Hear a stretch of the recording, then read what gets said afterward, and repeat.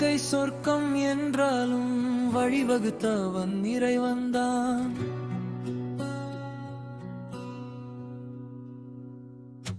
பாதை பல வழி சென்றாலும் பயணம் முடிவதும் அங்கேதான்.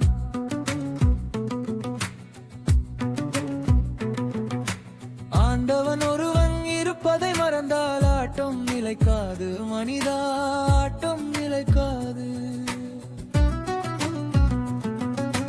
அடுத்தவன் பொருளை எடுத்திட நினைத்தால் அதுவும் நிலைக்காது, மனிதா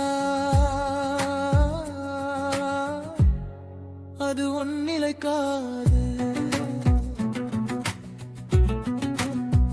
இருக்கும் வரைதான்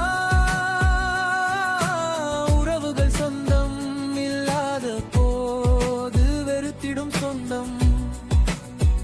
ஆடி ஓடி அடங்கிய பின்னால் ஆரடி மந்தான் அனைவருக்கும் சொந்தம். இதுதான் நியதி, இதுதான் வாழ்க்கை, இதை நீ அறிவாயா? இதை நீ அறிவாயா?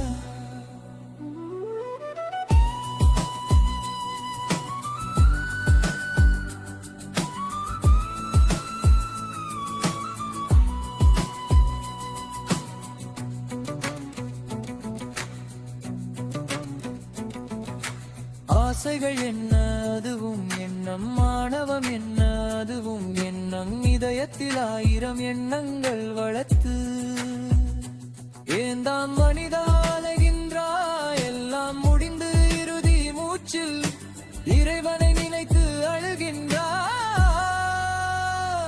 இறைவனை நினைத்து அழுகின்றாய். இறைவனை நினைத்து